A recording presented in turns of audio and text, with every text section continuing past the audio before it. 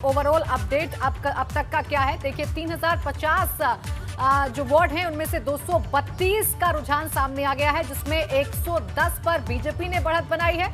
Samajwadi party 55 है, जबकि बसपा के खाते में 9 अभी वार्ड जो हैं जाते हुए नजर आ रहे हैं रुझानों के मुताबिक। कांग्रेस 16 पर बढ़त बनाए हुए है और जो अन्य हैं यानी जिसमें निर्दलीय भी शामिल हैं उसमें 42 ऐसे वार्ड हैं जिन पर निर्दलीय और अन्य मिलकर बढ़त बनाए हुए हैं। बिल्कुल, और यहाँ पर टेंशन बहुजन समाज पार्टी के लिए है, क्योंकि कांग्रेस जिसका अभी तक खाता नहीं खुल रहा था वो भी 16 तक पहुंच गए हैं। तो 3050 जो जिला पंचायत सदस्यों की सीट है उसमें भाजपा 110, समाजवादी पार्टी 55, बहुजन समाज पार्टी 9 जो अभी तक तीसरे नंबर पर चल रही थी उसकी हालत खराब है, क्योंकि कांग्रेस भी अब बीएसपी से आगे निकल गई है, 16 पर है। और निर्दलीयों की बात करें तो उन्होंने भी कमाल कर रखा है, 42 निर्दलीयों ने अभी तक रुझान में बढ़त बना रखी है।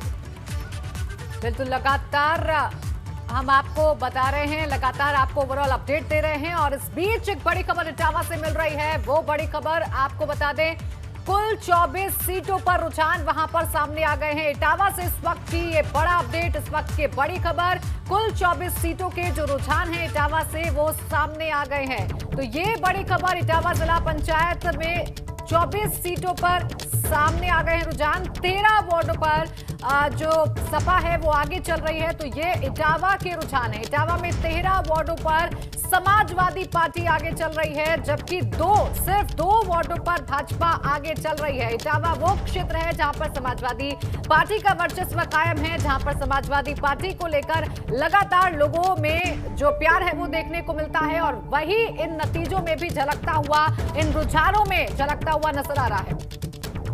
15 वार्डों में सपा आगे है, ऐसा अपडेट मिल रहा है, ऐसी जानकारी मिल रही है। तो कुल 24 सीटों पर देखिए रुझान सामने आ गए हैं, और जो रुझान है उसके मुताबिक समाजवादी पार्टी बढ़त बनाए हुए है। इटावा जिला की बात कर रहे हैं, कुल 24 सीट है यहाँ पर, और उन 24 सीटों के रुझान सामने आ गए हैं, जिनमें समाजवादी पार्टी बढ़त बनाए हुए है। 15 वार्डों पर सपा आगे।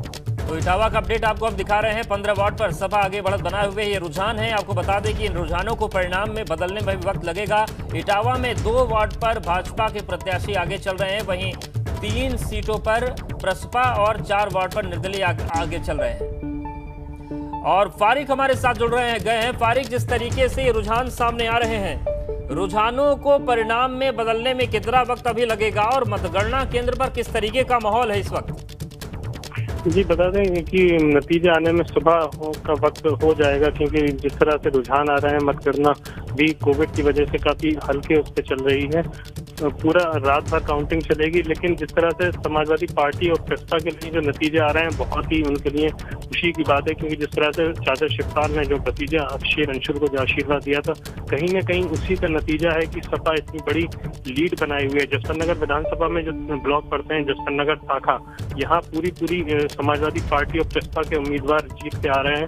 वहीं बरतना में भी 3 सीटों पर सपा और प्रसपा के उम्मीदवार बिल्कुल नजर बनाए रखिएगा फारिक, आपके पास फिर से आएंगे अपडेट्स के लिए, शुक्रिया। लखनऊ से इस वक्त एक बड़ा अपडेट आ रहा है मतगणना को लेकर। अपडेट ये है कि 5 जो जिला पंचायत की सीटें हैं उस पर रुझान आ गए हैं, 5 वार्ड पर रुझान सामने आ गए हैं। क्या रुझान है वो भी हम आपको बताते हैं। लगातार मतगणना चल रही है और 3 वार्ड में भाजपा आगे है। वार्ड नंबर 3 से रामपाल आगे, वहीं जिला पंचायत वार्ड 2 से भाजपा की अनीता आगे चल रही हैं। इसके साथ ही साथ जो 3 वार्ड और बचते हैं, तो वार्ड नंबर 4 से कुलदीप और वार्ड नंबर 5 से विजय आगे चल रहे हैं। तो 5 वार्ड्स का जो रुझान है वो सामने आ गया है। बिल्कुल, 5 वार्ड का रुझान सामने आ गया है। मेरे सहयोगी अनुभव शुक्ला जुड़ गए हैं। अनुभव, ये जो 5 वार्ड का रुझान सामने आया है, इसमें कौन सी पार्टी भारी पड़ रही है, किस पर?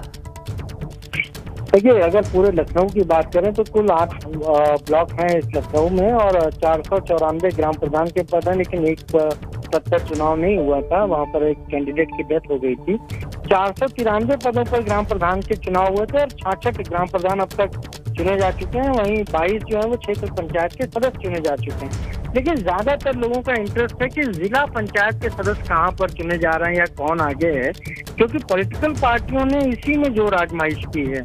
और अगर बख्शी का तालाब जो ब्लॉक है लखनऊ का, वहाँ की बात करें तो कुल 5 वार्ड है, एक आंशिक वार्ड है, वहाँ 2 पर तो अभी बीजेपी आगे चल रही है। वार्ड 3 में रामपाल बीजेपी कैंडिडेट हैं और वार्ड 2 में अनीता बीजेपी कैंडिडेट हैं। वहीं अगर वार्ड 4 की बात करें तो वहाँ पे जो निर्दलीय हैं कुलदीप वो आगे हैं, वार्ड 6 में सुनीता रावत वो आगे हैं और विजय जो है वो ये निर्दलीय बताए जा रहे हैं और ये आगे चल रहे हैं। तो ऐसे में अगर हम देखें तो अभी एक ब्लॉक के 5 जो वार्ड हैं वहाँ के शुरुआती रुझान आए हैं। बाकी और जगहों पर जो हमने चाहे रिटर्निंग अफसर हो या अन्य जो लोग हैं उनसे पूछा तो अभी वहाँ पर काउंटिंग जो है वो फर्स्ट फेज की पूरी नहीं हो पाई है। यानी कहीं ना कहीं अभी भी काउंटिंग चल रही है क्योंकि बड़े बड़े ब्लॉक हैं, इनकी जनसंख्या काफी ज्यादा है राजधानी लखनऊ के हिसाब से। इसीलिए अभी इनमें से बख्शी का तालाब वहाँ पर 5 ब्लॉक है, एक आंशिक ब्लॉक है, वहाँ पर अभी पहले चरण के बाद ये स्थिति बनी है जहाँ बीजेपी 2 वार्ड में आगे चल रही है। जी, यानी भाजपा 2 वार्ड में आगे चल रही है और बाकी के जो 3 वार्ड के रुझान आए हैं वहां पर अभी निर्दलीय प्रत्याशी आगे चल रहे हैं। शुक्रिया आपका अनुभव तमाम जानकारी के लिए। तो देखिए शुरुआती रुझान लखनऊ जिला पंचायत के 5 वार्ड पर यानी 5 सीट पर रुझान सामने आ गए हैं जिसमें 2 वार्ड पर भाजपा ने बढ़त बनाई है और बाकी के जो वार्ड हैं 3 उनमें निर्दलीय प्रत्याशी अभी आगे चल रहे हैं। तो लगातार रुझान सामने आ रहे हैं और लखनऊ जिला पंचायत की बात करें तो 5 वार्ड पर रुझान सामने आ गए हैं और हमारे साथ वाराणसी से नीतीश बने हुए हैं, शैलेश भी लगातार बने हुए हैं। नीतीश, अगर हम बात करें वाराणसी की तो फिलहाल रुझानों की क्या स्थिति है और मतगणना केंद्र जो है वहां की हालात का संज्ञान अधिकारी ले रहे हैं या सभी लोग अपने में मस्त हैं? अवधेश जी, अगर बता दें तो बनारस में इस वक्त हम चिरईगांव का ब्लॉक के एक मतगणना केंद्र जो है वहाँ पे खड़े हैं और यहाँ की स्थिति देखिए। अभी थोड़ी देर पहले यहाँ पर अधिकारी पहुँचे थे और जिस तरह से एबीपी गंगा ने खबर दिखाई कि यहाँ पर सोशल डिस्टेंसिंग फॉलो नहीं हो रही है, सोशल डिस्टेंसिंग की धज्जियाँ उड़ाई जा रही हैं, लोग यहाँ पर कोरोना प्रोटोकॉल का उल्लंघन कर रहे हैं। उसके बाद यहाँ पर अधिकारियों का दौरा हुआ, पुलिस के अधिकारी यहाँ पर पहुँचे। थोड़ी देर पहले अगर बात करें तो यहाँ पर जो यहाँ के एजेंट हैं वो आपस में भिड़ गए थे, वो लड़ाई कर रहे थे, आपस में कहासुनी कर रहे थे। उस स्थिति को नियंत्रित करने में कहीं ना कहीं खाकी जो है वो असहज महसूस कर रही थी और उसके बाद यहाँ पर अधिकारी पहुँचे, साफ तौर पर हिदायत दी कि शांति व्यवस्था को बनाए रखें, कोरोना प्रोटोकॉल का पालन करें और किसी भी अव्यवस्था को फैलाने वाले को बख्शा नहीं जाएगा। तो अब देखिए यहाँ पर जो लोग आ रहे हैं उनको यहाँ पर पूरी तरह से जांच के बाद अंदर भेजा जा रहा है। बाहर अभी यहाँ पर चुस्ती बढ़ाई गई है। जिस तरह से एबीपी गंगा ने यहाँ पे खबर दिखाई कि लोग यहाँ पर जो है कोरोना गाइडलाइन का पालन नहीं कर रहे, तो अब देखिए यहाँ पर जो भी लोग आ रहे हैं उनकी थर्मल जांच की जा रही है। पहले उनका नाम नोट कर रहे हैं ये लोग और फिर उसके बाद डिटेल ले रहे हैं। डिटेल लेने के बाद थर्मल जांच हो रही है। थर्मल जांच के बाद यहाँ पर पुलिस का महकमा देखिए यहाँ पर मौजूद है। आप जो आपका आई कार्ड है या जो भी आपका पहचान पत्र है वो दिखाएंगे और दिखाने के बाद उसके बाद जो पर्ची पे नाम आया है उसको देखने के बाद भी जो यहाँ का मतगणना स्थल है उसके भीतर प्रवेश दिया जाएगा। लेकिन अभी भी बड़ा सवाल ये है, आप देखिए अवधेश जी, आपको एक चीज़ दिखाना चाहेंगे, ये जो पुलिसकर्मी हैं और गेट पर की तस्वीर हम आपको दिखाना चाहेंगे। अभी भी यहाँ पर कोविड गाइडलाइन कहीं ना कहीं प्रभावित होती हुई दिखाई दे रही है। गेट पे ये मुख्य द्वार है जो मतगणना स्थल का मुख्य द्वार है और अब देखिए यहाँ पर चाहे वो पुलिसकर्मी हो चाहे वो मतगणना स्थल पे जाने वाले हों, सभी के सभी एक बिल्कुल नीतीश, यानी इन तस्वीरों को देखकर कहा जा सकता है कि कोशिशों में गाइडलाइन का यहाँ पर उल्लंघन होता हुआ दिख रहा है। बिल्कुल कोशिशों में नजर नहीं आ रहा है। नीतीश, देखिए पुलिसकर्मी जो खड़े हैं जैसा कि आपने तस्वीरों में दिखाया वो खुद सोशल डिस्टेंसिंग का पालन करते हुए नजर नहीं आ रहे हैं, तो वो क्या किसी को बताएंगे या क्या किसी से नियम का पालन करवाएंगे? निश्चित तौर पे जब कहे कि जब आप नियम बताने वाले व्यक्ति हैं, आप नियम का पालन कराने वाले व्यक्ति हैं, आप प्रशासन की खाकी हैं और जब आप ही कोविड गाइडलाइन का उल्लंघन करेंगे तो आम जनता से किस तरह की उम्मीद की जाए। अभी भी आप देखिए ये खाकीधारी हैं और ये सभी एक दूसरे के पास नज़दीक खड़े दिखाई दे रहे हैं।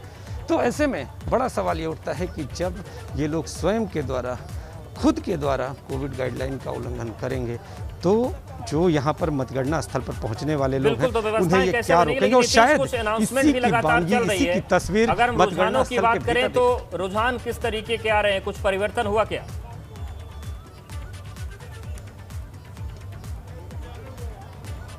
और देखिए रुझानों की बात करें तो रुझानों का अभी तक कोई परिवर्तन नहीं, यथास्थिति है। और धीरे धीरे कहें कि जब अगर बात करें तो बीडीसी सदस्यों का यहाँ पर रुझान आने अभी शुरू हुए हैं। और इसके साथ ही जिस तरह से हम बता रहे थे हरुआ ब्लॉक और इन सारे ब्लॉकों पर, तो जहाँ पर स्थिति जो है अभी लगातार जो बीजेपी समर्थित प्रत्याशी हैं वो अपनी बढ़त बनाए हुए हैं। तो मिला जुला असर जो अगर 8 ब्लॉकों की बात करें तो कहीं पर समाजवादी पार्टी और कहीं पर भारतीय जनता पार्टी के समर्थित जो प्रत्याशी हैं वो अपनी बढ़त बनाए हुए हैं। लेकिन इंतजार करना होगा कल तक का, जब ये सारे परिणाम पूरी तरह से साफ होंगे और विजयी प्रत्याशी जो है वो कैमरे के सीटों पर ही अभी रुझान सामने आए हैं। यानी अभी लंबा वक्त है और अभी इंतजार करना होगा कल सुबह तक का, जब ये रुझान नतीजों में तब्दील होंगे। बने रहिए आप हमारे साथ और एक छोटा सा ब्रेक यहाँ पर ले रहे हैं, लगातार जारी है। बिल्कुल, और 75 जिलों के 75 घंटे की जो महाकवरेज चल रही है और आपको पल पल के अपडेट्स बता रहे हैं, सटीक आंकड़े बता रहे हैं, सबसे पहले बता रहे हैं।